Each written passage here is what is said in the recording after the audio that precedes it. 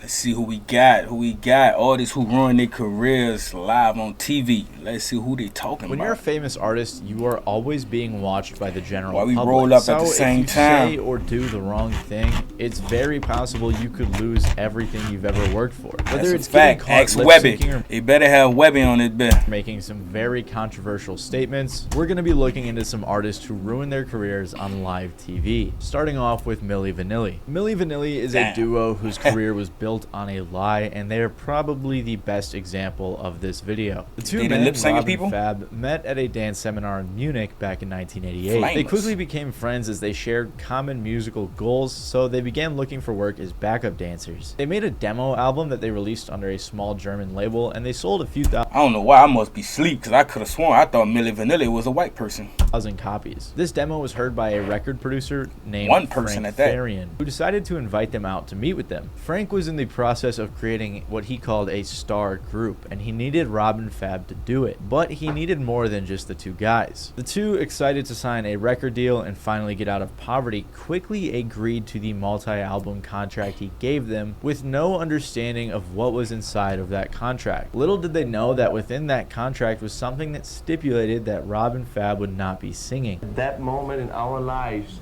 we couldn't think better or wiser.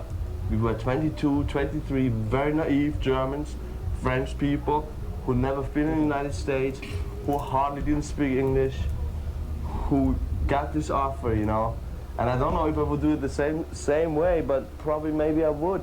When Frank invited them to the studio, he had them sing a song called Girl You Know It's True, and said he wasn't impressed by their singing. So the song they were originally singing was completed by studio singers. But since Frank had them sign the No. contract, he had full control over the two. He came up with the name Milli Vanilli and began his project. Rob said that at that point, they were pressured into going along with it since they had to pay back their record deal. Pretty quickly, the group began touring, lip-syncing to tracks that were already recorded Yeah, they by was the the studio lip-syncing singers. people. The main reason Frank recruited them was for their star image, their looks, their dancing, and their style. But the lip syncing I don't see neither. I don't see a star image, looks, style, none of that. It was different. Androgynous different, but issue for the two I right don't know. away. Rob said he would ask Frank, when are we going to be allowed to give some artistic input? And he would say, yeah, but right Never. now we need you to go out and do promotion. He Of said, course never. you'll get to do it, just work with us. Their first song, Girl You Know It's True, the song he had the What two the sing when hell? he signed them, was a hit in Germany. Then Frank began working on their debut album, All or Nothing, which was Anybody released in could have made it back in the 1988. day. Rob and Fab said they realized at this point that they would never have their voices on a Milli Vanilli song, but they were strung along by Frank with fake promises, along with the pressure of having a record contract dangled over their heads. Their album was released in North America with 5 songs hitting the Billboard Hot 100. 3 of these songs actually made it to #1, and by 1990, the album was 6 times platinum. Tuh. It even went diamond in Canada. Without Then even at having the any real 32nd voice Grammy on it. Awards in 1990, they won their first and last Grammy for Best New Artist. Milli Vanilli was on top of the world. yeah, I believe. Well, I remember what happened with them. They're gonna be performing and that bitch cut off and they still lip singing or some shit like They that. finally had the fame they wanted, but it wasn't the way they wanted it, and they knew it couldn't last. For a while, fans had been skeptical of whether or not When they talk, people couldn't hear their voice and tell the difference in their voice. Milli Vanilli were actually singing their own songs, because when they did interviews, their English wasn't that great, which had people second guessing whether Oh or not yeah, I they forgot were they the was ones from singing. German. But it all came All right, crashing all right, down all in right. July of 1989, when Milli Vanilli was caught in the act at an MTV Arena tour when their vocal track glitched and kept repeating. And this is true.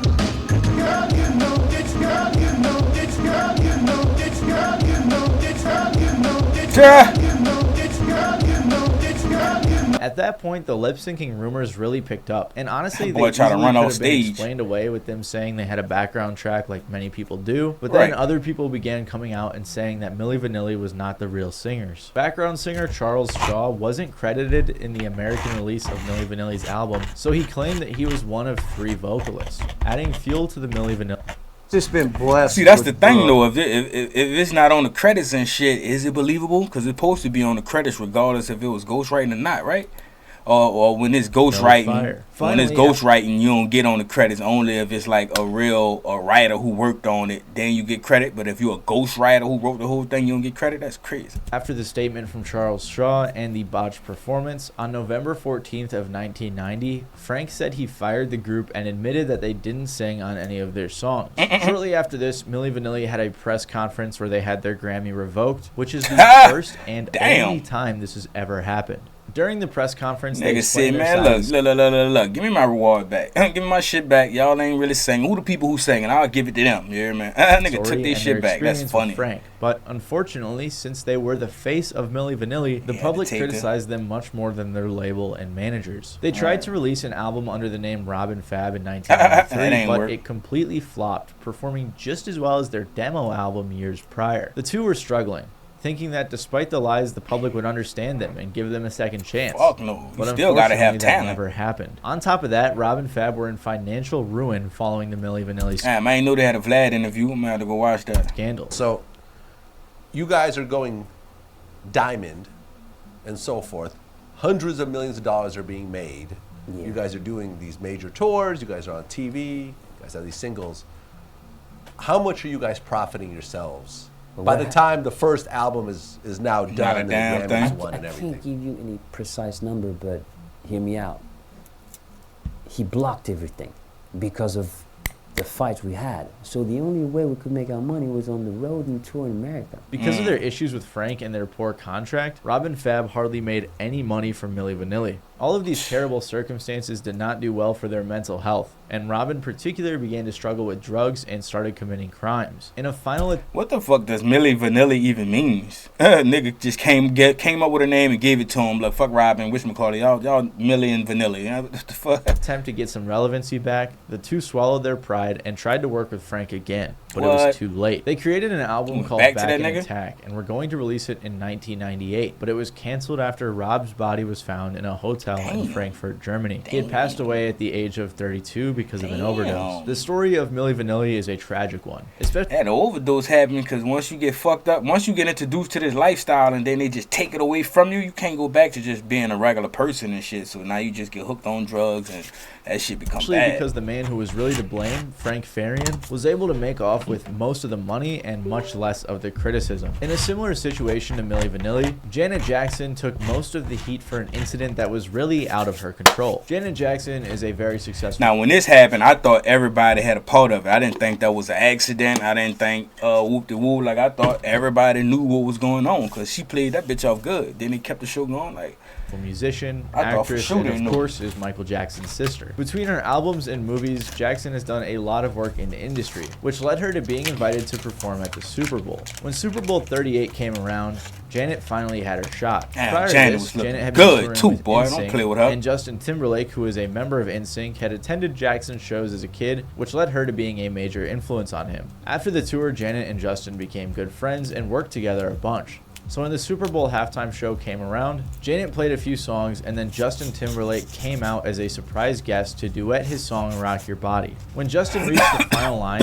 which ironically was Bet'll Have You Naked by the end of this song, he pulled off a part of Jackson. yeah, and then they say, I better have you naked, and then she ended up naked, or unless he was supposed to pull it and still supposed to have a whatchamacallit on her titty. I don't know. His costume. When he did this, he exposed her right boob, although she had one of those nipple covers on. At All first, right, people yeah, were confused and That's not what I'm saying. I thought all that shit was a play by you having the nipple thing on, and then, yeah, come sure on, if the man. move was on purpose because of the nipple cover and the line on the song, but Janet herself Right. looked pretty shocked. And soon after, it would be decided that the incident was not intended and was a wardrobe malfunction instead.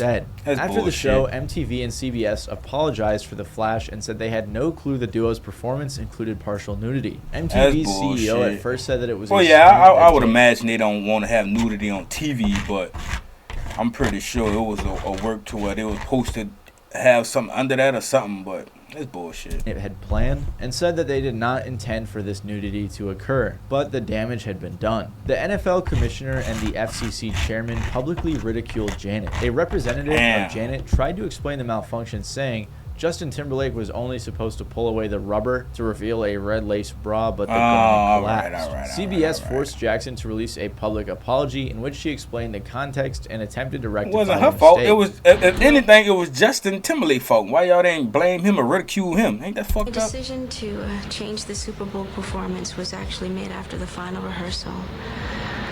MTV, CBS, the NFL had no knowledge of this whatsoever. And she talked just like Michael. They got that same tone of voice, everything. Like, that's what Michael would have been if he would have stayed black. He would have been just like that. Unfortunately, the whole thing went wrong in the end.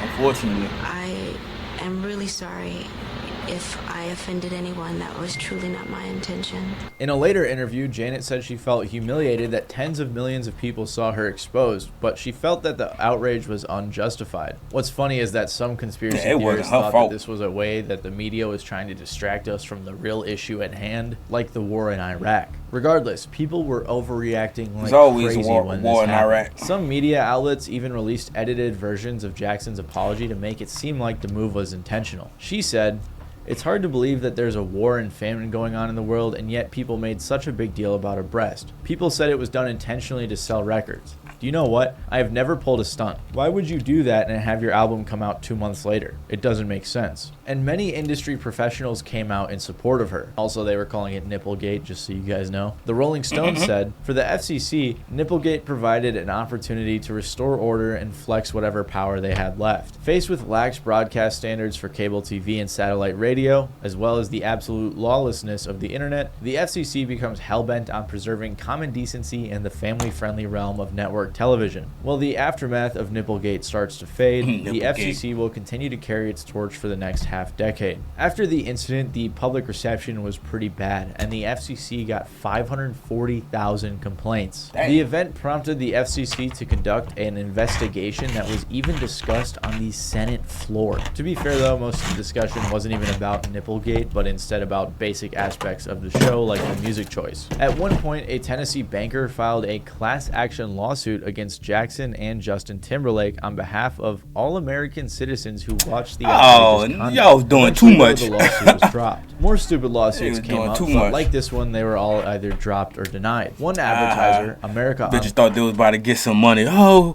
we saw a titty on TV. I'm scarred for life. What the fuck?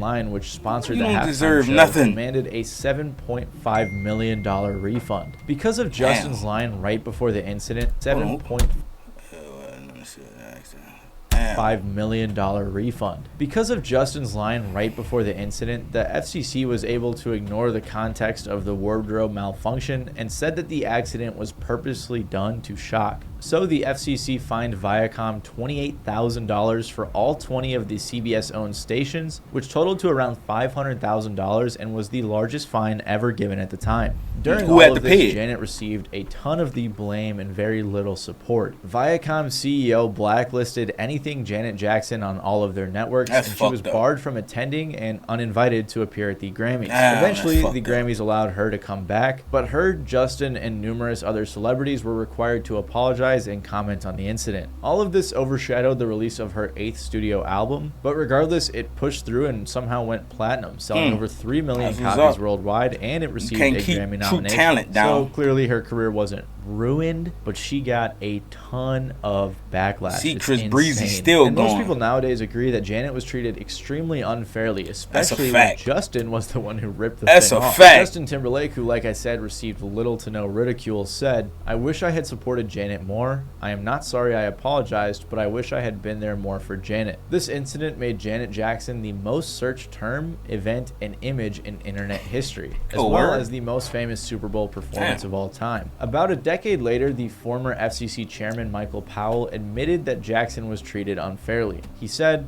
"I think we've been removed from this long enough for me to tell you that I had to put my best version of outrage on that I could put on. Look, I think it was dumb to happen, and they knew the rules and were flirting with them. And my job is to enforce the rules. But, you know, really, is this what we're gonna do?" He also brought up the issue of Justin Timberlake facing no punishment. No saying, "I consequences." personally thought that was really unfair. It all turned into being about her. In reality, if you slow the thing down, it's Justin ripping off her breastplate. And just like Same old phone. And on top of it's already a wardrobe malfunction, but the person who did it didn't even get none of the blame.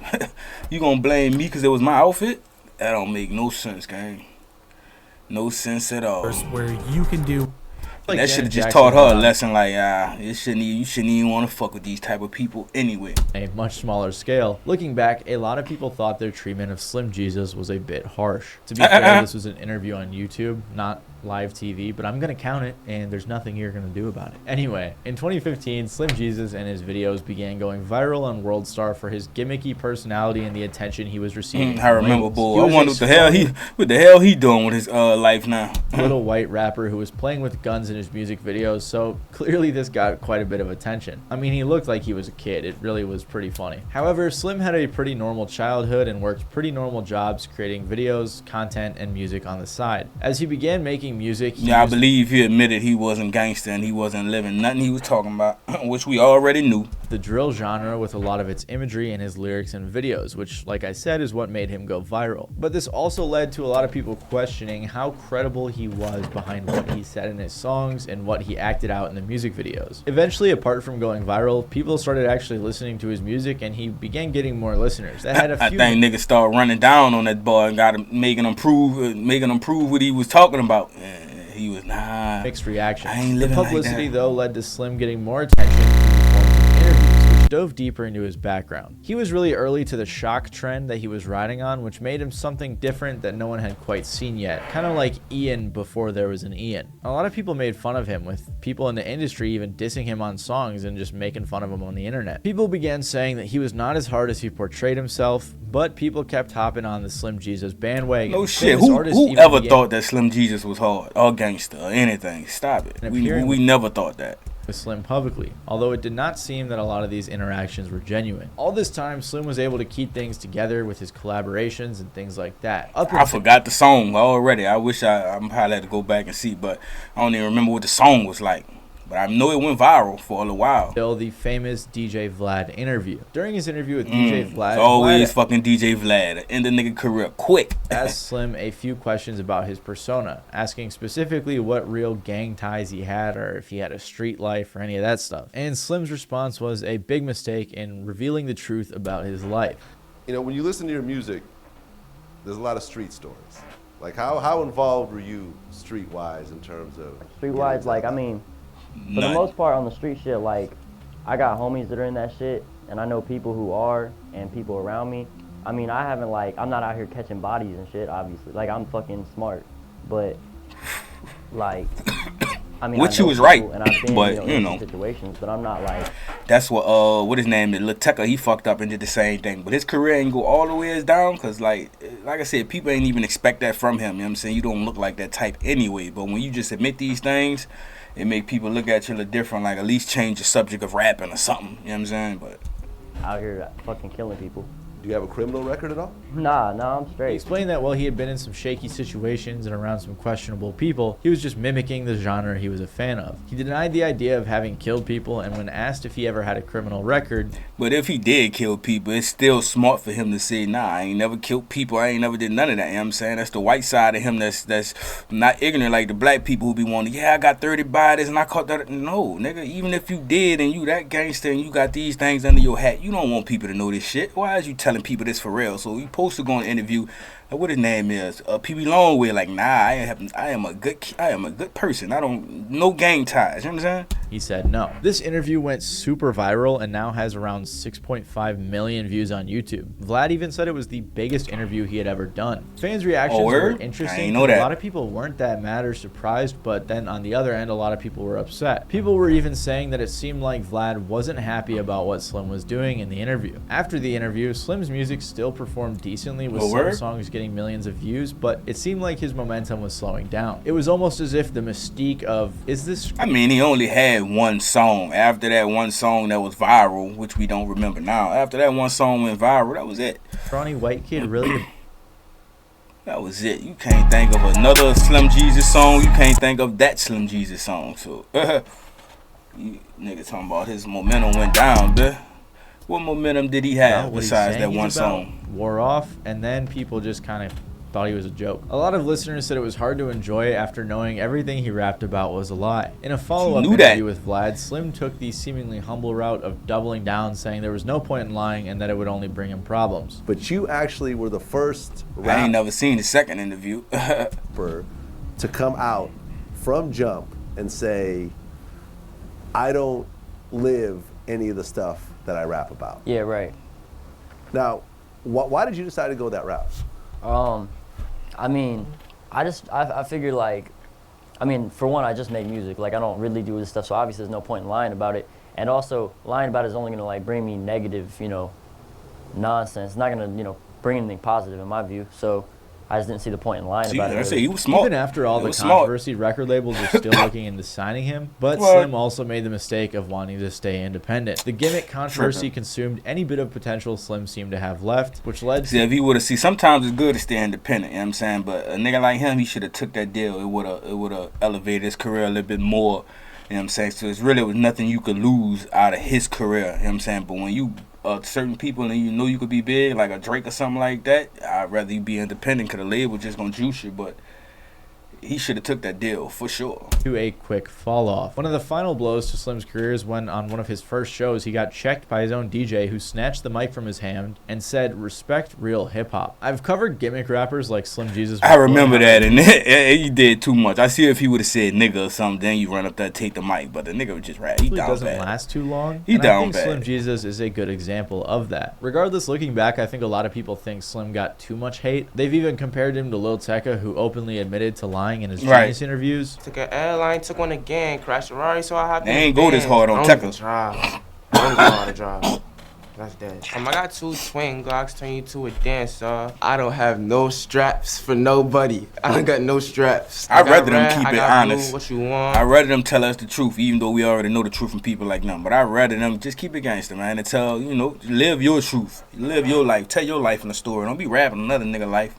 The Chanel, We'll never know you. Louis Vuitton. She know I got the Fendi Prada when I hit Milan. No, I've never been to Europe or nothing. And while Slim Jesus was lying, Sinead O'Connor was telling the truth. She was just a bit ahead of her time. Sinead Damn, she O'Connor looked was an like Irish singer, motherfucking songwriter, and also Slim activist, which Jesus. eventually became problematic for her career. At the time, protested some hot topics like child abuse, human rights, racism, and women's rights. Throughout her career, she discussed all of these things regularly, and these public displays of protest would all culminate in her SNL controversy. In her 2021 memoir, O'Connor wrote that as a child, her mother regularly beat I heard her and name. even I don't taught know her who to that is, steal though. from the collection plate at Mass and from charity tins. Because of this poor parenting, O'Connor got into a lot of trouble as a kid, at one point even being sent to a Catholic detention center. What she saw there and experienced was a major influence on her activism, specifically with the Catholic Church. O'Connor described punishments at the facility saying, "If you were bad, they sent you upstairs to sleep in the old folks' home. You're in there in the pitch black, you can smell the shit and puke and everything, and these old women are moaning in their sleep. I have never, and probably will never, experience such panic and terror and agony over anything." All of her experiences and mistreatment and hearing stories of others in her Catholic-dominated nation of Ireland led to her protest on October 3rd of 1992. She was the guest on SNL performing a rendition of Bob Marley's 1976 song War, when she held up a photo of Pope John Paul II and tore it into pieces. Oh. She then said, "Fight the real enemy," and threw the pieces And on it's the crazy. ground. Old boy is still a pope, ain't he? Oh, he did. Y'all let me know. I could be tripping.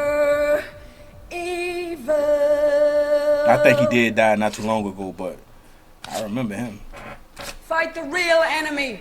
Everyone in the building was shocked because this was very controversial at the time. Was and it also live? because no one had any idea she was going to do that. In the dress rehearsal, she held up a photo of a refugee instead. So when it happened live with the Pope, everyone in the cast froze. Apparently, one of the producers broke out in tears, and the vice president of NBC said he literally jumped out of his chair. Executive producer Lorne Michaels said, "The air went out the studio, and he specifically ordered not to turn on the audience applause cue." Looking back nowadays, it seems like everyone's reaction was a little bit It was much. like, don't I mean, applaud we've seen this. way crazier stuff. Oh, I hope I hope the people in the crowd still applaud that motherfucker. Fuck it, you hear me?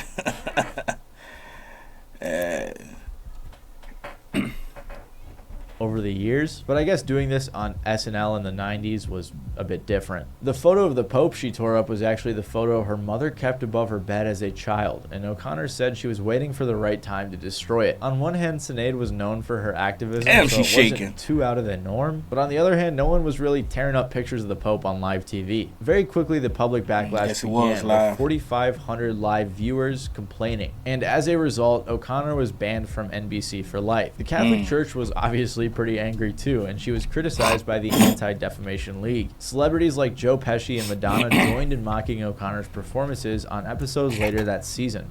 I'm sick, y'all. Don't worry about it.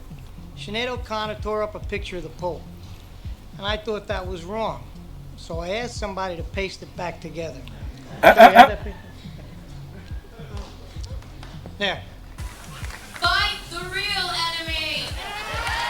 Regardless, Sinead continued to push her message when she appeared on a talk show about a week after this happened. On the show, she doubled down discussing the Catholic Church and how it's responsible for the physical, sexual, and emotional abuse she had suffered as a child. She continued to explain that the Catholic Church had destroyed entire races of people and had been abusing children for a long time. Right after her appearance on the talk show, public opinion was still so bad that she was booed while on stage at the 30th anniversary tribute concert for Bob Look at her Dylan at face. Madison Square Garden. She like, A producer "Bitch, at boo her all you label said want. this controversy Standing led to on her it." losing the love of the fans, which was made Stand much on worse it. because she hadn't had a hit in a while. Despite how controversial this was, she stood strong and maintained her position, saying That she shit never looked like it was regretted what emotional she that did. day. She actually said she thought it was her greatest career accomplishment. And to be fair, when looking back, she was actually right. Ironically enough, this incident was 9 years before Pope John Paul II, the guy in the photo that she tore up, publicly acknowledged that the abuse of children in the Catholic Church was a real thing. In 2020, after a lot more details came out and opinions had shifted, Time magazine named O'Connor the most influential woman of 1992 because of her protests. Y'all should have did all that back then. It's glad y'all finally did it though, but